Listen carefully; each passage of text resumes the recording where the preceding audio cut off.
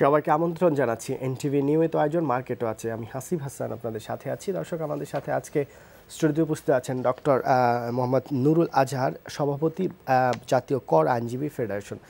নুরুল আজহার ভাই, স্বাগত জানাচ্ছি। আমাদের সাথে আরও আছেন টেকনিক্যাল অ্যানালিস্ট ইঞ্জিনিয়ার মোহাম্মদ রহমতুল্লাহ ভাই, স্বাগত জানাচ্ছি। আমাদের সাথে আরও আছেন ব্যুরো চিফ এএফপির মোহাম্মদ শফিকুল আলম ভাই, স্বাগত জানাচ্ছি। দর্শক, আপনারা আমাদের সাথে যোগ দিতে পারেন স্ক্রিনে দেখার নাম্বারে ফোন করে। আপনাদের কোনো জিজ্ঞাসা থাকলে সেটি অতিথিদের কাছে করতে পারেন, কিংবা কোনো কিছু শেয়ার করতে চাইলে সেটাও করতে পারেন। রহমতুল্লাহ ভাই, একটু আপনি গত কয়েকদিন ধরে আমাদের এখানে এসেছেন এবং আপনার একটা অ্যানালাইসিস ছিল যে ইন্ডেক্স নিয়ে। আমরা এখন যে আজকের যে ইন্ডেক্সটা সেটি দেখে যদি আপনি একটু করেন, গতকালকে আমরা দেখেছি একটু মাইনাস ছিল।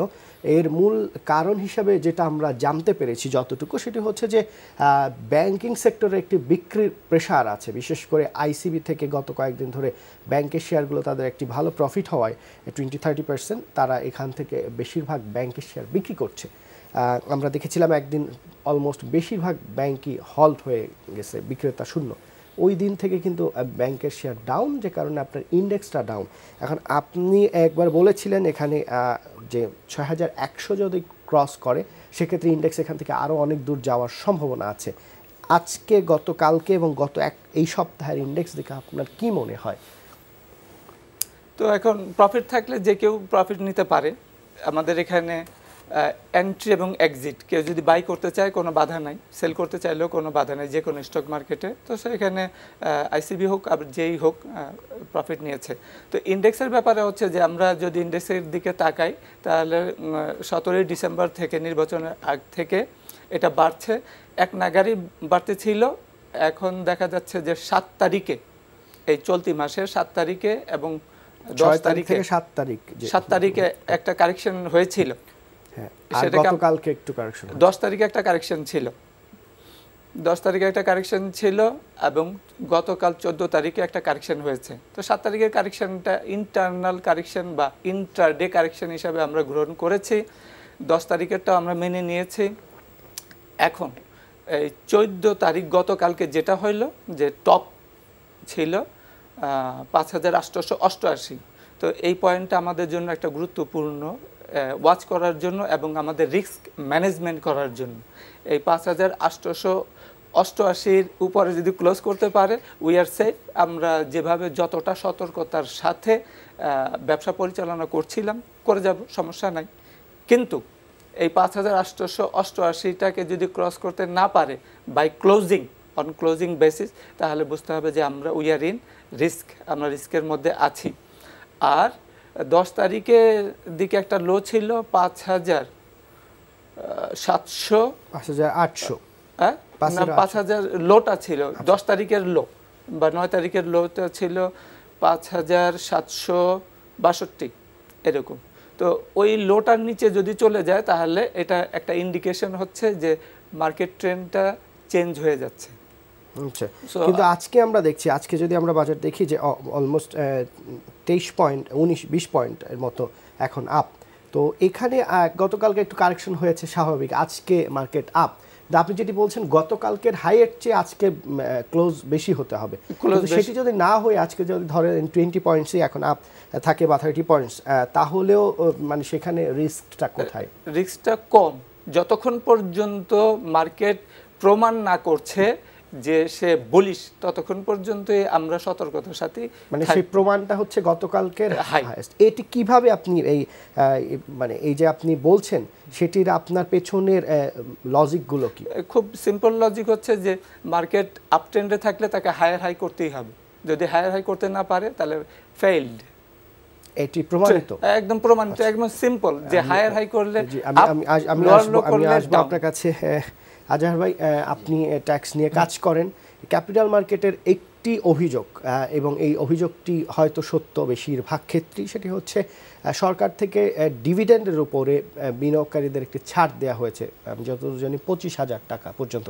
কিন্তু কোনো বিনিয়োগকারী যদি 100 টাকাও ট্যাক্স মানে ডিভিডেন্ড পান, তাকে কিন্তু 10% আর 3 না থাকলে 15% কেটে রাখা হচ্ছে। তাহলে এই যে বাজেটে যে ঘোষণাটা দেয়া হলো, সেটির মানেটা কি? এবং এই ব্রোকারেজ হাউসগুলো এটি বাধ্য, কারণ তাদেরকে এই ইনস্ট্রাকশন দেয়া আছে। ডিভিডেন্ড যেগুলো আসে সেখানে আপনার যে কোম্পানিগুলো যে ডিভিডেন্ডটা পাঠায় ব্রোকারেজ হাউসগুলো তো কিছু করে না, কোম্পানিগুলো যেখানে পাঠায় তারা ট্যাক্স কেটে পাঠায়। জি, ধন্যবাদ আপনাকে। এই অভিযোগটা কিন্তু দীর্ঘদিনের, কিন্তু লাস্ট যে অর্থমন্ত্রী মোহিত সাহেব বলছিলেন যে এটার সমাধান হবে, অনেক দিনই বলছিলেন, কিন্তু আসলে বাস্তবিক পক্ষে হয়নি। দেখেন, 2বার না, আসলে বাস্তবিক পক্ষে 3বার কর আদায় করা হয় সরকার। এটা খুবই, আমি কি বলবো, এটা নৈরাজ্য বলা চলে। কীরকম যে আপনি একজন এক্স যে কোম্পানির মালিক, সে তার কোম্পানির লাভ লোকসান নিয়ে একটা প্রথমে অডিট করে। এই অডিটের ওইখানে একটা ট্যাক্স চলে যায় কিন্তু সরকারের খাতায়, সেটা 40 ভাগ 37 ভাগ কোম্পানি অনুযায়ী। তারপরে এটা ডিভিডেন্ডটা ভাগ করা হয় কোম্পানি ডাইরেক্টরের মধ্যে এবং শেয়ার হোল্ডার দেবেন। এই ডিভিডেন্ড ভাগ হওয়ার পরে ওই যে আপনি যে বলছেন 10% আর 15% কাটা হয়, ইটিএন নাম্বার থাকলে আর না থাকার কারণে। থাকলে হলো 10%, না থাকলে 15%। তারপরে আবার ওনার এই টাকার পরিমাণ যাদের ছোট আছে সেটা আলাদা কথা, বড় হইলে তারা আবার ইনকাম ট্যাক্সে ফাইলে যখন তার প্রফিট হিসাবে শো করবে, তখন তার ইনকামের সাথে এটা যোগ হয়ে যাবে। তাইলে কিন্তু 3বার এই ট্যাক্স একটা লোক কিন্তু প্রদান করা হলো। তো এটা খুবই দুঃখজনক আমাদের জন্যে। এটা সংশোধন আনা উচিত এই কারণে যে যারা এখানে বিনিয়োগকারী তারা কিন্তু সহজে আর বিনিয়োগ করতে চাবে না, যারা ছোট বিনিয়োগকারী বা মধ্যম শ্রেণী বিনিয়োগকারী। কারণ আমাদের দেশে বড় বিনিয়োগ হচ্ছে মধ্যম শ্রেণী বিনিয়োগকারী সবচেয়ে বেশি স্টক মার্কেট বা ক্যাপিটাল মার্কেটে। তো সেই দিক থেকে চিন্তা করলে আপনার এই জিনিসটা সরকারের উচিত, যে আমি মনে করি এটার গুরুত্ব সহকারে এই জিনিসটা সমাধান করা উচিত। আরেকটা জিনিস যে মনে করেন আপনার যদি সুযোগ সুবিধা আপনি ট্যাক্সের ক্ষেত্রে যদি না দেন, তাহলে তো স্টক মার্কেট কিন্তু দাঁড় হবে না। স্টক মার্কেট দাঁড় করাতে হলে তার পূর্ব শর্ত হলো যে আপনার ক্যাপিটাল মার্কেটটারে স্ট্রং করতে হবে। তখন দেখা যাবে যে মানুষ প্রচুর পরিমাণে ইনভেস্ট করতেছে। ইনভেস্ট করলে স্বাভাবিকভাবে সরকারের সেখান থেকে একটা রাজস্ব আসবে, এবং এই রাজস্ব সরকারি যেই সব বড় ধরনের মেগা প্রজেক্ট, আপনি শুনলে আশ্চর্য হবেন, আমি 2 দিন আগে জানলাম যে বাংলাদেশে যে জাইকার মাধ্যমে যে 6টা মেট্রো রেল আছে, সেটা সাবওয়ে একটা হবে, মানে মাটি নিচে দিয়ে, আরও 4টা সরকার তার পিপির মাধ্যমে করতেছে, এবং এইখানে ফাইন্যান্স করে ওয়ার্ল্ড ব্যাংক। কিন্তু জাইকাও আছে, জাইকার টাকাটা সামান্য, কিন্তু মেইন যেটা সেটা হলো মেট্রো রেলের যেটা আপনার সেটা। তো এখন মনে করেন এত বড় বড় প্রজেক্ট, সেটা যদি তাকাইতে হয় তাহলে আপনার কিন্তু কর আহরণ করতে হবে, এই ক্যাপিটাল মার্কেট থেকেই টাকাটা নিতে হবে, এবং নিতে হবে আপনার বিশেষ করে রাজস্ব ক্ষেত্রে। কিন্তু আপনার কি মনে হয় এই যে মানে ট্রিপল ট্যাক্স, ডুয়েল ট্যাক্স এবং সিঙ্গেল ট্যাক্স, এই যে এইগুলো অন্যান্য দেশে কেমন? না, অন্যান্য দেশে কিন্তু অন্য দেশে আমরা যতটুকু জানি উন্নত দেশগুলোতে আপনার একবার যিনি ট্যাক্স দিয়ে দেন সরকারকে, সেই ট্যাক্সটা সব জায়গায় এটি চলে যায় তথ্যটা। কিন্তু এখানে যে এই 2বার 3বার এবং ট্যাক্স কিন্তু আরও দিচ্ছেন, যে বিনিয়োগকারী এই ব্রোকারেজ হাউসের মাধ্যমে কিনছেন, তিনি কিন্তু আবার ওই ব্রোকারেজ হাউসের উপর একটা ট্যাক্স দিচ্ছেন, 40 পয়সা বা 50 পয়সা এটা দিচ্ছেন। আবার হচ্ছে সিডিবিএল একটা চার্জ দিচ্ছেন, তার শেয়ারটা যে সেন্ট্রাল ডিপোজিটরিতে থাকছে সেখানে একটা ট্যাক্স দিচ্ছেন সরকারকে। মানে প্রত্যেকটা জায়গায় যে ট্যাক্স, এইটা কি গ্রহণযোগ্য নাকি আওতা বাড়ানো? অনেক বড় বড় ব্যবসায়ী আছে যাদের টিন নেই। না, দেখুন, এটা হলো সমন্বয়হীনতার অভাব আমাদের দেশে। একটার সাথে আরেকটা কিন্তু সমন্বয়হীনতার অভাবের কারণে এটা হয়েছে। আজকে যদি আপনি উন্নত G8 বা ইউরোপের বিভিন্ন উন্নত রাষ্ট্রের দিকে তাকান, যদি আপনার কোনো ক্রমে হয়েও থাকে যে মনে করেন আপনি প্রথমে একবার কর প্রদান করছেন, পরবর্তী দেখা গেলো আবার আপনার 10% কেটে নিয়েছে ইটিএন নাম্বার, তখন তারা কি করে, ওই ফাইনাল যখন ইনকাম ট্যাক্স আপনি রিটার্ন সাবমিট করবেন, তখন এই টাকাটারে আপনার এক্সট্রা হিসাবে তারা আপনার হয়তো ব্যাঙ্ক অ্যাকাউন্টে থ্রো করে দেবে, অথবা নেক্সট ইয়ার এটা অ্যাডজাস্ট করবে। কিন্তু আমাদের দেশে আর এটা হয় না। এটা হয় না এই কারণে যে ওই যে আগে বললাম যে সমন্বয়হীনতা, এবং যেটা মনে করেন যে করতেছে সেটা আর অন্যদিকে আর তাকানোর খুব সুযোগ থাকে না। এবং মনে করেন যে এই ট্যাক্সেবলের যে সিস্টেমের মধ্যে কিন্তু আমি একটু আগে বলছি যে মধ্যম যারা বিনিয়োগকারী এবং ছোট বিনিয়োগকারী এরাই কিন্তু সবচেয়ে বড় এফেক্ট হইতেছে। তো সেই হিসাবে আমি মনে করি এটার দিকে লুক আফটার করা খুব প্রয়োজন। শফিকুল ভাই, আপনি তো সাংবাদিকের চোখে আপনি যদি দেখেন যে ক্যাপিটাল মার্কেট নিয়ে মানে পলিসি মেকারদের এক ধরনের কেমন যেন অবহেলার শিকার, এবং এই ক্যাপিটাল মার্কেটের সাথে যারা সংশ্লিষ্ট তারা যেমন এখানে ঠিকভাবে ব্যবসা করতে পারছে না, অন্যদিকে দেশের অর্থনীতিতে ক্যাপিটাল মার্কেটের মাধ্যমে যে টাকাটা আসবে, মানুষের ক্ষুদ্র যে সঞ্চয় সেটি দেশের অর্থনীতিতে আসবে, সেটিও কিন্তু আসছে না, প্রোডাক্টিভ কোনো কিছু হচ্ছে না। আপনি দেখেন সঞ্চয়পত্র কিনছে, অর্থাৎ সরকারের এখানে বাড়তি রেটে সরকার এখানে ঋণ নিচ্ছে, সাধারণ মানুষের কাছ থেকে ঋণপত্র কিনছে, কিন্তু এই টাকাটা ক্যাপিটাল মার্কেটে আসতো, তাহলে বিভিন্ন কোম্পানি হতো, সেই প্রোডাক্টিভ সেক্টরে যেত, সেটি জিডিপিতে কিন্তু অবদান রাখতো। সেই জায়গাটা কিন্তু আমরা দেখছি না, কোনো বড় ধরনের একটি সমন্বিত চেষ্টা, সেটি আমরা গত 10 বছরে আমরা দেখি নাই। শুধু মার্কেট যখন পড়েছে, মানুষ রাস্তায় নেমেছে, অনেকে অসুস্থ হয়ে গেছে, জ্বালাও পোড়াও এইসব করেছে, একটা পলিসি দেখেছি এটা সাময়িক সমাধান করা যায়। আপনি তো অনেক দেশেই গিয়েছেন, আপনি জানেন অন্য দেশের ক্যাপিটাল মার্কেট সম্পর্কে সরকার কতটুকু সজাগ। এই আমাদের দেশে এই কালচারটা গড়ে উঠছে না কেন এখন? এটার কারণ হচ্ছে যে মানে ক্যাপিটাল মার্কেটকে সামনে রেখে অনেক ধরনের প্লেয়ার জড়িত, যারা এই গেমটাকে মানে এটাকে একটা গেম হিসাবে নিয়েছে।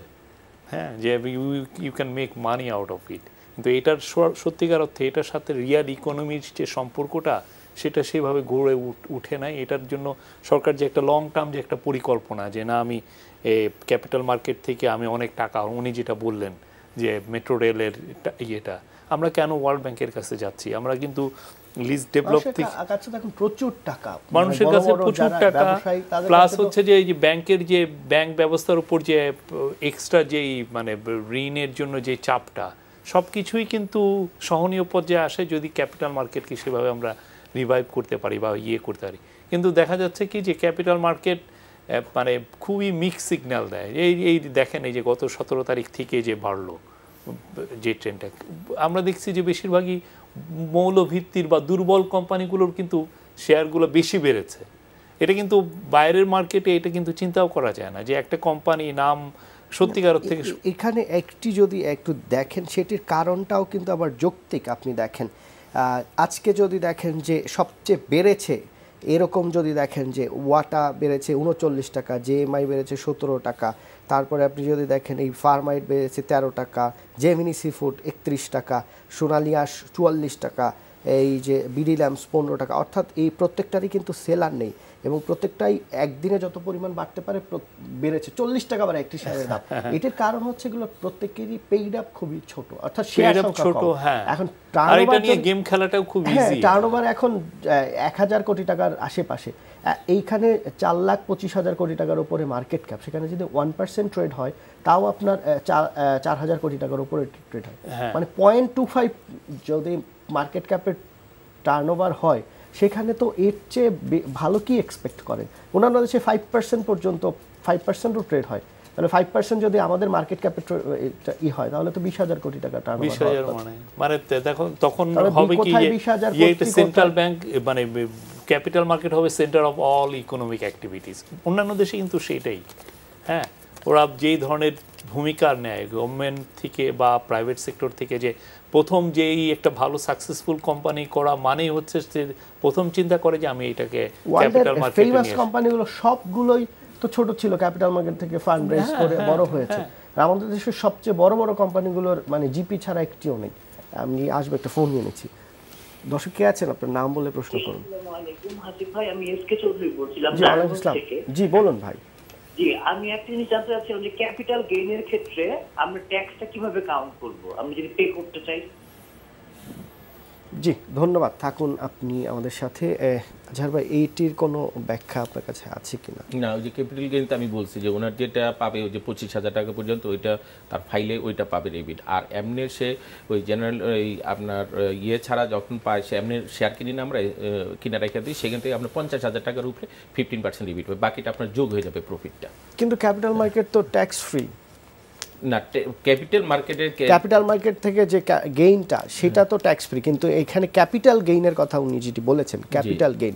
এখন ক্যাপিটাল গেইন তো হতে পারে কোনো তিনি তার একটি ব্রোকারেজ হাউস আছে, কিংবা তার অন্য কোনো মানে কোনো প্রতিষ্ঠানে শেয়ার আছে, সেটি এখন উনি বিক্রি করে দিলেন। এখন যে সমস্যাটা হয়েছে শেয়ার বাজারে, সেটি হচ্ছে ব্রোকারেজ হাউসগুলো যে হাতবদল হয়, সেখানে ক্যাপিটাল গেইন ট্যাক্স যেটা, এটা নিয়ে সমস্যা হয়।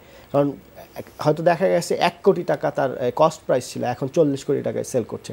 তো এই 39 কোটি টাকার উপরে তার ক্যাপিটাল ট্যাক্স, গেইন ট্যাক্স দিতে হচ্ছে। এই জায়গাটায় এই ট্যাক্সটা কিভাবে ক্যালকুলেশন করা? না, ওইটার উপরে তো আপনার মনে করেন একটা নির্ধারিত সরকারের বাধা ধরা, ওই রেটটা আমার ঠিক সঠিক এখন মনে নাই, তবে তার একটা ক্যাপিটাল গেইন হিসেবে তার টাকাটা কাইটে নিবে সরকার। ওই আমার মনে হয় এটা খুব সম্ভব 20% মনে হয় টোটাল অ্যামাউন্টের থেকে 20% মনে কেটে নেবে এরকম। যেমন আমরা মনে করেন যে জমি বিক্রি গেলে আমরা যে এই আপনার গেইন ট্যাক্স দিয়ে আসি না, হ্যাঁ, সেখানে 15% বা 10% দিয়ে আসি জমি ভ্যালুয়েশন অনুযায়ী অথবা এরিয়া বেসিস, ওইটারও গেইন ট্যাক্স বলে।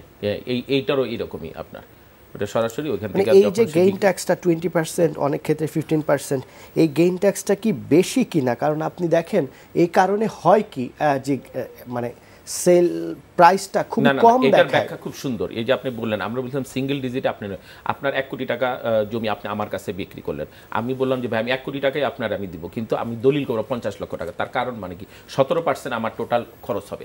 তা আমি যদি 50 লাখ টাকা হয়, তাহলে আমি 1 কোটি টাকা হলে আমার 17 লক্ষ টাকা যাবে, 8.5 লক্ষ টাকা আমার যেতেছে। আপনি ওইটা রাজি হলেন, কিন্তু আপনি এই টাকাটা আমি যে আপনার আমি 1 কোটি টাকা দিলাম আর দলিল করলাম 50, আপনার ওই 50 লক্ষ টাকা কিন্তু অপ্রদর্শিত বা ব্ল্যাক মানি হয়ে গেল। আমি একটু সেক্টর ওয়াইজ যেতে চাই ক্যাপিটাল মার্কেটে। যদি আপনি একটু বলেন যে এই সেক্টরে সবচেয়ে বেশি প্রভাব ফেলে ব্যাংক, আপনি জানেন, এবং ব্যাংকের একসময় 30%-এর উপরে মার্কেট শেয়ার ছিল মার্কেট ক্যাপের দিক থেকে, সেটা এখন অনেক কমে গেছে। তারপরও আমরা দেখেছি যে আইসিবির একটি বিক্রির শুরুতে যেটা বলছিলাম, বিক্রির একটা প্রেশারের কারণে ইন্ডেক্স কিন্তু একটু নেগেটিভ, এবং প্রতিদিন যে 100 পয়েন্ট আমরা বাড়তে দেখেছি সেই জায়গাটা কিন্তু এখন আর নেই। এবং তারপরে আইসিবির যে বিক্রির প্রেশারটা, তারপরে কিন্তু আর এই ব্যাংকিং সেক্টর ওইভাবে ঘুরতে পারেনি। যদিও আমরা ইন্স্যুরেন্স সেক্টরের অবস্থা ভালো দেখছি, লিজিংয়ের অবস্থা ভালো দেখছি। তো এই আপনার এখন সামনে ডিভিডেন্ড, ব্যাংকের অনেকগুলো ব্যাংক ভালো করেছে, নেট প্রফিট এখন না দেখালেও নেট প্রফিট দেখাচ্ছে বিফোর ট্যাক্স। তো এই জিনিসটা মানে এই জায়গায় যারা বিনিয়োগ করেছে তারা আসলে কি করবেন? ধরেন কোম্পানিও ভালো, ব্যাংকও ভালো, ডিভিডেন্ডও হয়তো আগের রেকর্ডগুলো ভালো, কিন্তু বিক্রির তো প্রেশার, সেটি তো বাজার নিতে পারছে না। ব্যাংকগুলো কিন্তু যতটা আমরা গত 3 মাসে খারাপ ভেবেছিলাম, অনেকে কিন্তু ব্যাংকে প্রথম দিকে ঢুকতে সাহস পায়নি, সেই তুলনায় কিন্তু ব্যাংক খারাপ অবস্থায় আছে মনে করছি না। তো 1 দিন 2 দিনের ট্রেড দেখেও সিদ্ধান্ত নেওয়াটা ঠিক হবে না। আমরা সেক্টরাল চার্ট যদি দেখি, তাহলে ব্যাংক এখন ডাবল টপে আছে, এখান থেকে কিছু কারেকশন হবে। কারেকশন হয়ে সামনে যেহেতু ডিভিডেন্ড আছে, এটা কিন্তু আবার রিভাইভ, অর্থাৎ পুনরায় এটা আবার ভালো করার সুযোগ আছে।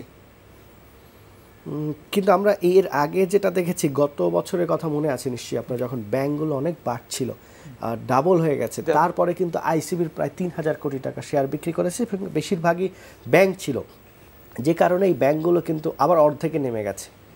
50 টাকার ব্যাংক 25 টাকা, 30 টাকার ব্যাংক 15 টাকায় নেমে গেছে, সেখান থেকে আবার কিছুটা বেড়েছে। কিন্তু আমরা একটু অন্যদিকে যাই, 23টি লিজিং এবং কোম্পানি আছে, ফাইন্যান্স এবং লিজিং কোম্পানি, সেগুলোর মধ্যে বেশিরভাগেরই আজকে দাম বেড়েছে, অনেকগুলোর এবং কোনো বিক্রেতা নেই।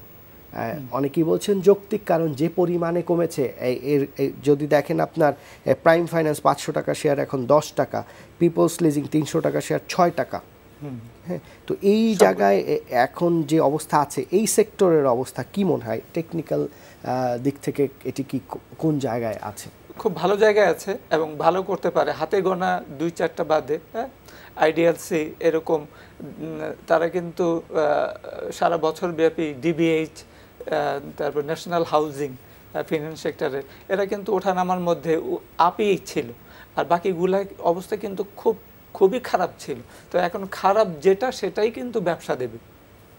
তো এটা এই জায়গাটা সবাই ভুল করে, যে কেনার সময় আমি জিপি কিনবো, কিংবা স্কয়ার ফার্মা কিনবো, কিংবা এই যে আপনি বললেন ভালো যেগুলো আইডিএলসি কিনবো, মানে যেগুলো খুব বেশি কমে নাই মার্কেটে এই খারাপ সময়, সেগুলো কিনে তখন মানুষের প্রত্যাশা থাকে যে ওই খারাপটা তো বেড়ে গেছে 20%, আমার ভালোটা তো বাড়লো 5%। এক্স্যাক্টলি। আর আরেকটা বিষয় হলো যে আমরা যারা ব্যবসা করছি, ব্যবসার সাথে জড়িত, আমরা কিন্তু 2 ভাগে বিভক্ত। একজন হচ্ছে যে ট্রেডার তার দৃষ্টিকোণ থেকে এখন ব্যাংক খারাপ। আবার যারা ইনস্টিটিউশন আছে বা বড় যারা আছে অনেকে আছে যে ডিভিডেন্ড টেক করার একটা প্রবণতা আছে তাদের, সেটা একটা আয়ের উৎস। ধরেন একটা প্রতিষ্ঠান যদি মার্কেট খারাপও থাকে তার কিন্তু ফিক্সড কিছু ইনকামের প্রয়োজন আছে। ধরেন 3 মাস কোনো খুবই খারাপ গেল, এই 3 মাসে কি তার কর্মচারীর বেতন আছে, রেন্ট আছে, ইলেকট্রিক কস্ট আছে, এগুলোকে আমি ফিক্সড কস্ট ধরি, এটা কিন্তু 3 মাস তাকে দিতে হবে। সে পাবে কোথায়? এটার জন্য কিন্তু ওই ম্যানেজাররা কিছু ফিক্সড ইনকামের ব্যবস্থা করে রাখে। এই ফিক্সড ইনকামটা ডিভিডেন্ড, অনেকগুলো ফিক্সড ইনকাম আছে, এই ডিভিডেন্ডটা হচ্ছে ওয়ান অফ দ্যাম, যে ফিক্সড ইনকাম তাদেরকে নিতে হবে। সো যারা লং টার্ম চিন্তা করছে, লং টার্ম ইনভেস্ট করে, তারা কিন্তু ডিভিডেন্ড টেক করবে। জি, আপনি ইন্স্যুরেন্স সেক্টর একটু ইন্স্যুরেন্স সেক্টর, এই সেক্টরের অবস্থা দেখছি যে বেশিরভাগেরই কিন্তু আজকে বিক্রেতা নেই, এবং গত কয়েকদিন যদি দেখেন অগ্রণী ইন্স্যুরেন্স এরকম আরো কয়েকটি যদি দেখেন যেগুলোর বিক্রেতা একদমই নেই। ইউনাইটেড তো অনেক বেড়েছে, এইটি ভালো একটা জায়গায় চলে গেছে, 55 টাকা 70 পয়সা, আজকে বিক্রেতা নেই।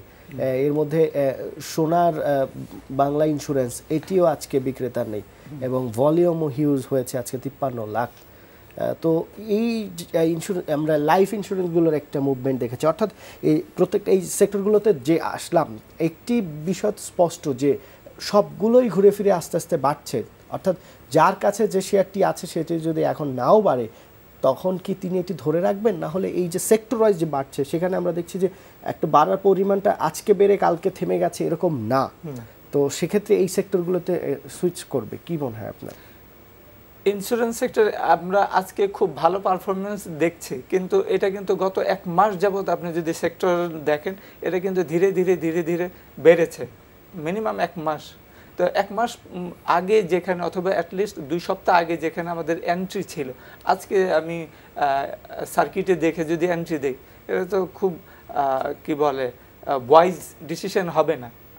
আমি যত উপরে কিনবো আমার রিস্ক ফ্যাক্টর কিন্তু তত বেশি। আমি কেন ভালো করে দেখে শুনে, যেমন আমরা একটু আগে লিজিং নিয়ে আলোচনা করলাম, সেখানে আমরা দেখব যে এটা বটমে আছে কি না, এটা রিভার্স করে কি না, এখানে কোনো ডাইভারজেন্স আছে কি না, মুভিং অ্যাভারেজগুলো পরীক্ষা করব, অন্যান্য ইন্ডিকেটর RSI আছে, MACD আছে, সেগুলো দেখে আমরা এখনই নিচে সেফ জোনে আমরা এন্ট্রি দেব। এটা তো ব্যবসা, এটা হঠাৎ করে আমার মনে হইলো আর আমি এটা বাই দিব, হঠাৎ করে দেখলাম যে অনেক ভালো করতেছে আর সাথে সাথে আমি বাই দিব, এটা খুব বিচক্ষণ সিদ্ধান্ত হবে না। আমি আসবো আপনার কাছে। ব্র্যান্ডিং এর কথা উঠে আসছে, এখন ব্র্যান্ডিং আমরা করতে পারছি কিনা, বাংলাদেশের ব্র্যান্ডিং এখন সেই জায়গা থেকে আমরা যদি দেখি যে অন্য দেশ যখন বাংলাদেশে বিনিয়োগ করতে আসবে, অন্য দেশের বিনিয়োগকারী আসছে অনেক, এখন ইকোনমিক জোন হচ্ছে অনেক, তারপরও প্রত্যাশিত বিনিয়োগটা কি হচ্ছে কি না, এটা একটি প্রশ্ন। একটা হচ্ছে যে ব্র্যান্ডিং করতে গেলে যারা ব্যবসায়ী বা ব্যবসায়ী গোষ্ঠী যারা বাংলাদেশে বিনিয়োগ করবেন, তারা তো বাংলাদেশের অর্থনীতি সবগুলো দেখবেন। এখন যিনি বা যারা বাংলাদেশ সম্পর্কে খুব বেশি জানেন না, তারা কি দেখবেন? সবার আগে দেখবেন তার ক্যাপিটাল মার্কেটটা কি অবস্থা, অন্যান্য দেশে যেটা হয়, এবং সেই ক্যাপিটাল মার্কেটের অবস্থা যদি দেখেন, তাহলে তো বিনিয়োগ আসবে কি, উল্টা তো চলে যাওয়ার কথা না। সেটা তো শুধু আপনি ইনস্টিটিউশনাল ইনভেস্টরের ক্ষেত্রে বললেন, ইনভেস্টর তো অনেক রকমের, আর ব্র্যান্ডিংটা তো শুধুমাত্র এক ক্যাপিটাল মার্কেটের উপরেই তো হয়, অবশ্যই না। কিন্তু আপনার যিনি এখন আপনি আমেরিকার অর্থনীতির কি অবস্থা এটি দেখতে গেলে তো আপনি তাদের ক্যাপিটাল মার্কেট দেখবেন, সবাই দেখে, সেটা দেখে প্রতিদিন সকালে উঠে যারা এই ট্রেডার, তাই সে ফার্স্টে দেখে যে ইয়েটা কি যেন ডিজেনের ইয়ের অবস্থা কি, ইন্ডেক্সের অবস্থা কি।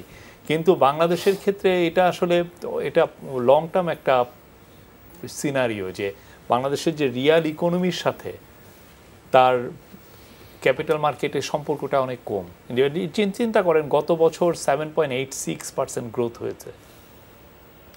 এইটার যেদিন ঘোষণা দেয় যে এই যে আমাদের আজকে ধরেন পরিকল্পনামন্ত্রী প্রেস কনফারেন্স করে ঘোষণা দিলেন যে আজ আমাদের এবছরের আমরা প্রাক্কলিত গ্রোথ ধরছি 7.86, এটা যদি আমেরিকায় হতো যে তারা ঘোষণা দিবে এবং এটা যদি আগের থেকে লিক হয়ে যেত, সেদিন ধরেন স্টক মার্কেট মিনিমাম 10% বাড়তো।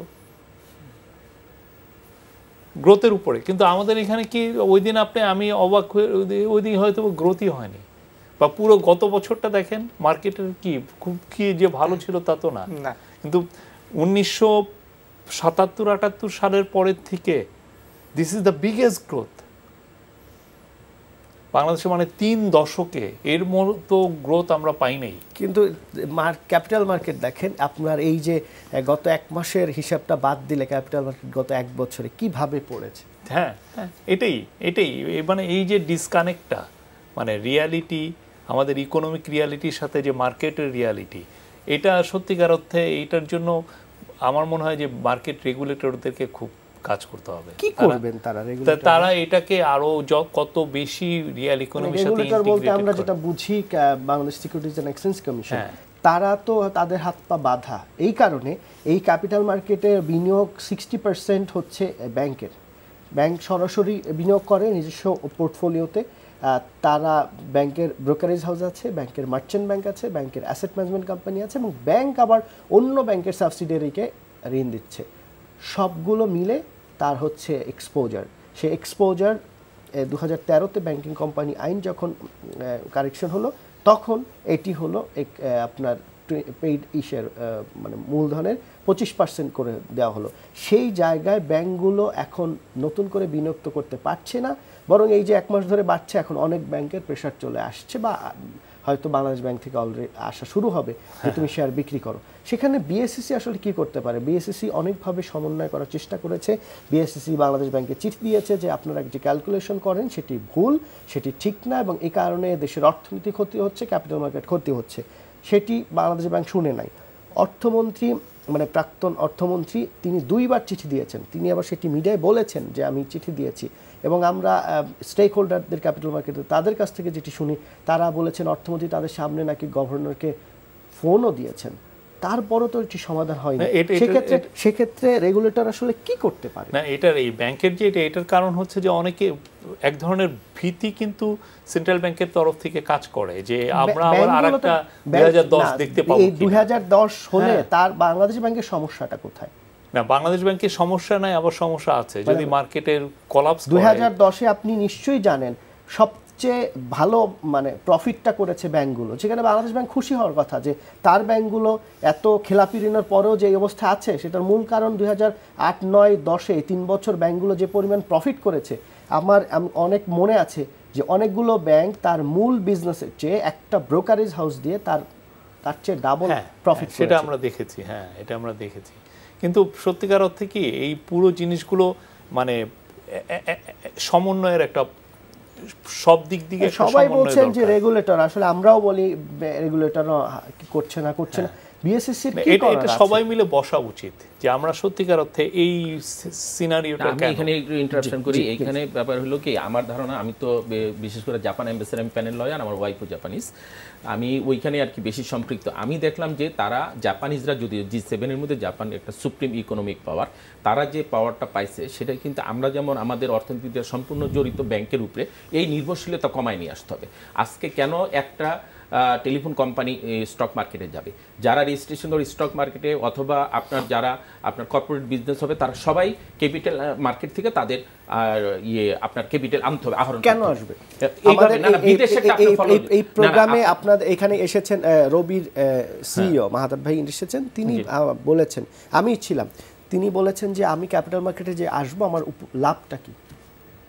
আগে আপনি জানেন 10% সম্ভবত আপনার ট্যাক্স রিবেট দেওয়া হয়েছে, সেটা গ্রামীণফোনে সেটা আবার কমিয়ে দেওয়া হয়েছে। আমি একটু বলি, এইটাই আমলাতান্ত্রিক জটিলতা। এখনো অনেক কোম্পানি আছে, আমি রবির কথা আমি জানি না, কিন্তু আমার কাছে অনেকে আসছে যে ভাইজান আমরা এরকম যাইতে চাই, বা স্যার আমি এরকম যাইতে চাই, আমাদের এরকম সুযোগ সুবিধা নেই। দেখা গেল আমলাদের কাছে গেলে এইটা, এই কাগজ শর্ট আছে, এইটা আছে, সেইটা আছে, এই ধরনের করা। এই যে এখন এই যে ফরেন ইনভেস্টমেন্টের সেই একই আপনার ওয়ান স্টপ সার্ভিস এখন আমাদের চালু করতে পারে না আমাদের দেশে, তো ইনভেস্টার কেন আসবে? আর আমি যেটা মূল জিনিস বুঝাইতে চাইছি, দেখেন আমরা যে ব্যাংকের উপরে নির্ভরশীল, বা আমাদের ব্যাংকের উপরে ক্যাপিটাল মার্কেটটা টিকে আছে বা সূচকটা উঠানামা করে, বিদেশে কিন্তু তা না। আপনি দেখেন যে টয়োটা কোম্পানি, তার যদি বহুত সেল বাইর হয়, তারা কিন্তু আপনার ক্যাপিটাল মার্কেটটা কিন্তু তাদের ব্যাংকের উপরে নির্ভরশীল না, বা ইয়ের উপরে নির্ভরশীল, আর্থিক প্রতিষ্ঠানের উপরে, যেমন ইয়ের উপরে। কিন্তু ওদের দেশে হলো যে আপনার মিটসুবিশি, তারপরে হলো আপনার হিটাচি, এইসব কোম্পানি সেল বাড়তেছে সাথে তাদের সূচক বাড়তেছে, সেইখান থেকে তারা ক্যাপিটাল আহরণ করতেছে। আর তাদের যদি সামান্য, এটি খুবই স্বাভাবিক, কারণ এই বাজারের যদি আপনি দেখেন এখানে এখন যে সমস্যাটা তৈরি হয়েছে, প্রচুর বিক্রেতা, প্রচুর শেয়ার। 2010-এ যে পরিমাণ শেয়ার ছিল এখন তার 4 গুণ, অর্থাৎ 2010-এ যদি 100 শেয়ার থাকে এখন 400 শেয়ার। ক্রেতা তো কমেছে, বায়ার কমেছে, যে কারণে ছোট পেইড আপগুলো বাড়ে। আপনার এইখানে ম্যানিপুলেশন না হলে ওই সেক্টর বা ওই কোম্পানির শেয়ারের দাম নর্মালভাবে বাড়ে না। আর আপনি যে টয়টার কথা বললেন, সেখানে তো বাজার নরমাল বাজার, সেখানে আপনার কারো পক্ষে বা কোনো গ্রুপের পক্ষে সব শেয়ার কিনে ফেলা সম্ভব না।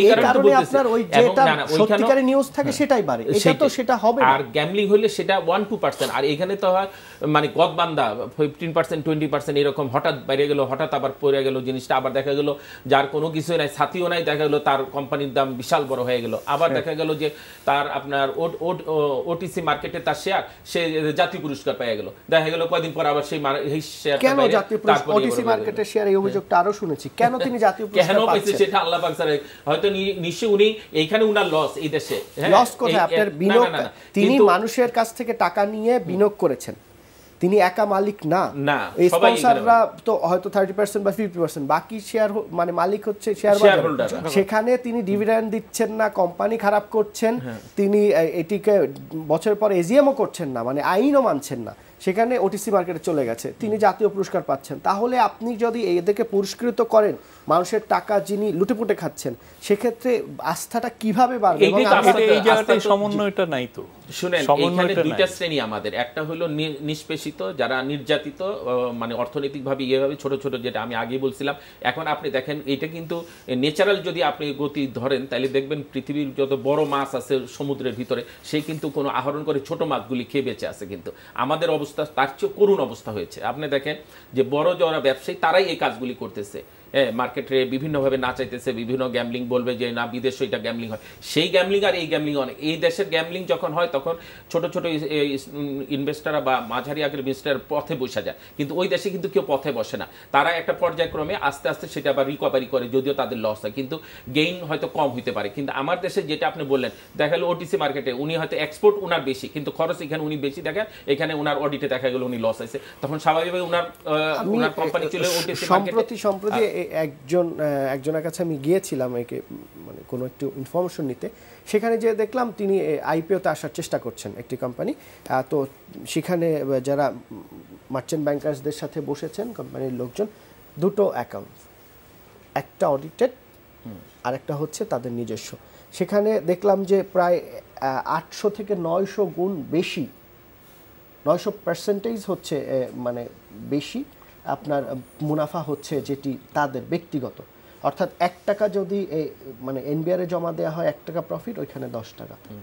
এখন এই যে তিনি যে এটি করছেন, এটি তো বেশিরভাগ কোম্পানি করছে। 3 ধরনের অডিট করে, 3 ধরনের বড় ব্যবসায়ীরা 3 ধরনের অডিট করে। যেটা লস হয় সেটা ইনকাম ট্যাক্সে জমা দেয় এবং ব্যাংকে জমা দেয়। যেহেতু আমি লোন নিছি, আমি এখন দিতে পারবো না, আমার আপনি ক্লাসিফাই করেন, আমার রিশিডিউল করে দেন, আমি আস্তে আস্তে দিব। আবার মামলার ক্ষেত্রে এই যে এখন নতুন উদ্যোগ নিতেছে যে এই ধরনের যদি আপনার ব্যাংক যারা করাপ্ট হবে, ব্যাংক বা ইয়েতে হবে, তাদের পানিশমেন্টে কি পানিশমেন্ট হবে, আদালতে গেলে আইনে স্পষ্ট আছে যে তার সুযোগ দেওয়ার। তখন উনি বলবে যে, ব্যবসায়ী বলবে যে হ্যাঁ, আমি কোর্টে বলবে যে স্যার আমি লোন নিছি, আমার সুযোগ দেওয়া হোক, আমি এখন এত দিতে পারবো না, মাসে মাসে আমি 250 টাকা করে দিয়ে আমি সরকারের, সেটাই পরবর্তীতে কার্যকরী। তাই এখন আপনি এটা কিভাবে করবেন? এটার সমাধান হলো শস্যের মধ্যে যদি ভুল থাকে তাহলে এটা তাড়াবেন, কিন্তু সমন্বয়হীনতার অভাব, এবং যারা এটা করবে তারাই যদি রক্ষকে ভক্ষক হয়ে যায়, তাহলে আপনি ওইখান থেকে সুফল পাবেন না। যার কারণে এই যে দেখেন 3 ধরনের অডিট ব্যবসায়ীরা করে, আর প্রফিটটা দেখায় নামমাত্র তাদের নিজেদের ভিতরে বন্টন করার জন্য, বাকিটা দেখায় তারা লস। তাহলে ওই যে আপনার ওটিসি মার্কেটে যাবেন ওনাদের কোম্পানি, আর ওনারা পুরস্কৃত হবেন, এইভাবে চলবে। আমরা মধ্যমায়ের দেশে যাচ্ছি, আমরা বিশ্বের এখন 46তম অর্থনীতির। না, এটা তো এটা আমাদের পপুলেশনের সাইজের কারণে, এটা কিন্তু এটি ধরে রাখা যাবে এই যে সমস্যা? না, এটা তো আমরা আমাদের যে গ্রোথ, সে দিন দিন এটা বেটার হবে। আমরা 7.86 পুরো ওয়ার্ল্ডে 2-3টা দেশের হয়, এরকম গ্রোথ কারো হয় না। তা আমরা যদি গ্রোথটা ধরে রাখি, আমরা মানে আমাদের তো ওয়ার্ল্ডের 8ম লার্জেস্ট মোস্ট পপুলেটেড কান্ট্রি আমরা, হ্যাঁ, জনসংখ্যার দিক দিয়ে। তো সেক্ষেত্রে তো আমাদের উচিত হলো আমরা হলো ওয়ার্ল্ডের 8ম লার্জেস্ট ইকোনমি হওয়া উচিত। আপনি দেখেন আমরা চীনের কথা যদি ধরি, চীনের কথা যদি ধরে নিই, চীন মানে চীনের লোকজন অন্য ভাষা জানে না, তাদের ইংলিশ জানার দরকার নাই, তারা জানেও না, জানতে চায়ও না, কারণ তাদের নিজস্ব মার্কেট এত, তারা যে প্রোডাক্ট তৈরি করে সেটা নিজেদের জন্যই করে, আর বাইরের কিছু সাপ্লাই আমাদের মতো দেশগুলো যে নিয়ে আসে সেটা নিয়ে তারা মাথা ব্যথা নেই। কিন্তু এই যে তাদের দেশে এই করাপশন নেই। তা আপনি যদি জাপানে দেখেন এই করাপশন নেই, ইভেন ইন্ডিয়ায় যদি দেখেন, ইন্ডিয়ার মতো জায়গায় সেখানে কয়েকদিন আগে তাদের সেন্ট্রাল ব্যাংকের গভর্নর পদত্যাগ করলেন, যে তাকে চাপ দেওয়া হয়েছে বলে। আর আমাদের এখানে আমরা দেখেছি এর আগের গভর্নর তিনি ইন্ডিয়ায় গেছেন, যে তখন হলো আপনার টাকা রিজার্ভ চুরি হলো, তখন তিনি ইন্ডিয়ায় গেছেন, আমরা এয়ারপোর্টে যে বসেছিলাম তিনি কখন আসবেন, তিনি পেছনের গেট দিয়ে চলে গেছেন। মানে এই যে ঘটনাগুলো, এগুলো কি মেসেজ দেয়? এগুলো একটা ফোন নিয়ে আসবো। দর্শক আপনার নাম বলে প্রশ্ন করুন। আমার নাম জুবাইর, আমি মিরপুর থেকে বলছিলাম। জি জুবাইর ভাই বলেন। শেয়ারের যে ক্যাপিটাল গেইনটা, সেই গেইনটার উপর কিভাবে ট্যাক্সটা দেয়? মানে শেয়ার, আমি একটা শেয়ার কিনেছি, সেটার ক্যাপিটাল গেইন হয়েছে, এইটার উপর ট্যাক্সটা মানাচ্ছে কিভাবে? মানে পোর্টফোলিওতে যে ক্যাপিটাল গেইনের ইনকামটা, সেটার উপর ট্যাক্স আছে কিনা সেটা আমি জানতে চাই। ধন্যবাদ। আরেকজন দর্শক আছে, দর্শক আপনার নাম বলে প্রশ্ন করুন। আসসালামু আলাইকুম। ওয়ালাইকুম আসসালাম। আমি জিল্লুর রহমান বলছি। জি ভাই বলুন। জি, আমি ক্যাপিটাল মুভমেন্টটা সম্পর্কে রহমতুল্লাহ স্যারের কাছ থেকে জানতে চাচ্ছিলাম এটা সম্পর্কে। ধন্যবাদ। আমি একটি গুজবের কথা বলি, সেটি হচ্ছে ক্যাপিসিএল, আপনি জানেন যে দেশের দুটি বৃহৎ শিল্পগোষ্ঠী এটির মালিক, এবং তারা একটি গোষ্ঠী 1,80,00,000 শেয়ার বিক্রি করতে চেয়েছে।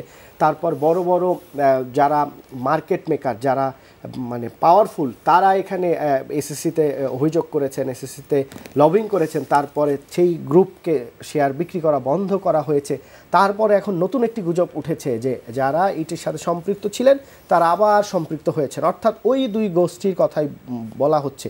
এটি সত্য মিথ্যা কিনা সেটি আপনি যে বিনিয়োগ করছেন আপনাকে জেনে শুনে করতে হবে। আর টেকনিক্যাল অ্যানালাইসিস দিকে আমি রহমতুল্লাহ ভাইকে আপনার কাছ থেকে নিব। তার আগে আপনি যদি বলেন ক্যাপিটাল গেইন ট্যাক্স, শেয়ার বাজার উনি যেটি বলতে চাচ্ছেন শেয়ার কিনে, সেটির তো কোনো সেটা ওই যে নরমাল আপনি শেয়ার কেনার পরে তার মুনাফা হলে সেটির কোনো ট্যাক্স নেই, যতটুকু শেয়ার শুধু কেনার জন্য 15% রিবিট পাবে সে ইনভেস্টর হিসাবে, শুধু 50,000 টাকা, বাকি টাকা তার জেনারেল হিসাবে কোনো সুযোগ সুবিধা ওইখানে পাবে না। এমনি ফাইলে শো করতে পারবে, মনে করেন আমার উদ্ধৃত এই বছরই 10 লক্ষ টাকা আছে, তা আমি আপনার 5 লক্ষ টাকা শেয়ার কিনলাম, কিনে আমি 5 লক্ষ টাকা দেখাতে যে আমার অ্যাসেটে যে যোগ হবে 4.5 লক্ষ, 50,000 টাকার উপরে শেয়ারের উপরে আমার 15% রিবিট পাবো, সেটা ওই যে ট্যাক্স থেকে ডিডাক্ট যাবে। এটাই হলো মূল জিনিস। মানে এখানে তিনি 10 লাখ টাকা বিনিয়োগ করে যদি তার 50 লাখ টাকা হয়, এই 40 লাখ টাকার উপরে তো কোনো তার ট্যাক্স নেই না, তার বাকিটা আবার যোগ হয়ে যাবে মূল ইয়ের সাথে, অ্যাসেটের সাথে, প্রফিটের সাথে যোগ হয় না। আমি রিজার্ভের ব্যাপার বলতেছি, ওই যে রিজার্ভের যে কথাটা আপনি তুললেন বাইরে যেতে চাইলেন যে আমাদের দেশে যদি সেন্ট্রাল ব্যাংক পালায় গেল, যে ইয়ের কথা যে বললেন বাংলাদেশ ব্যাংকের গভর্নর কথা, দেখেন অন্য দেশে চুরির হলে আমার ঘরে, আমার দেশের লোকের কোনো খবর নেই। আমি 2 বছর আগেও দেখলাম যে সিআইডি বলছে আপনার আপনার এইখানে 13 জন জড়িত আছে একটা সিআইডির উপর, কিন্তু নাম টাম পাইনি। কিন্তু দেখেন অন্য দেশের কিন্তু রাষ্ট্রের ওই লোকের পানিশমেন্ট হয়ে গেল, কিন্তু ওই যে মহিলা যে ফিলিপাইনের, এবং আমাদের আর 1 মাস আছে, আগামী মাসের মধ্যে যদি আপনি মামলা রুজু না করে তাহলে এই বাকি টাকা পাবেন কিনা তার সন্দেহ আছে। এখন এইরকম ভাবে যদি দেশের ভিতরে যদি আমরা নিজেদের টাকা এইভাবে সম্পদ লুটপাট করতে থাকি আর বিদেশে পাঠাইতে পারি, তাহলে তো এটাই চলতেই থাকে। আমি এই উত্তর নিব শেষে একদম কেপিসিএল এর ব্যাপারটা যদি বলেন। টেকনিক্যাল অ্যানালিসিস কি বলে? দীর্ঘদিন যাবত পড়েছে এবং অল্প সময়ে অতি দ্রুত পড়েছে, সেই ক্ষেত্রে একটা মার্কেট ভালো আছে, বাউন্স করতে পারে, সেইটা আমরা দেখতেছি। তো আপাতত এটা কি রিভার্স করলো কি না সেটা, সেই জন্য আমাদের কিছু দেখতে হবে, যে ইন্ডিকেটর দেখতে হবে যে এমএসিডিটা 0 লাইনের উপরে যায় কি না, আরএসআইটা 60 লেভেলের উপরে থাকে কি না। যদি থাকে তাহলে বুঝতে হবে যে একটা ভালো ট্রেন্ড পৌঁছেছে এবং এটা মোটামুটিভাবে রিস্ক কম। কিন্তু যদি এমএসিডি 0 লাইনকে ক্রস করতে না পারে, আরএসআই 60কে ক্রস করতে না পারে, তাহলে সেই ক্ষেত্রে একটা রিস্ক থেকে যাবে। এই খুব সাবধানে এটা ব্যবসা করা দরকার। আর মূলত এখন যেটা চলছে আমরা দেখতে পারি যে 87 টাকা লেভেলটা খুব গুরুত্বপূর্ণ, যে নরমালি 87 পর্যন্ত মানে এই 70 টাকা থেকে যদি এটি আপ হয় আরো 87 টাকা পর্যন্ত যাওয়াটা একটু সহজ। হ্যাঁ, আমরা 87 টাকা থেকে যদি উপরের দিকে যেতে পারে সেক্ষেত্রে আমাদের ইন্ডিকেটর দিয়ে পরিষ্কার হতে হবে যে হ্যাঁ এটা একটা শক্তিশালী ট্রেন্ড পেয়ে গেছে, সেই ক্ষেত্রে আমাদের রিস্ক কম।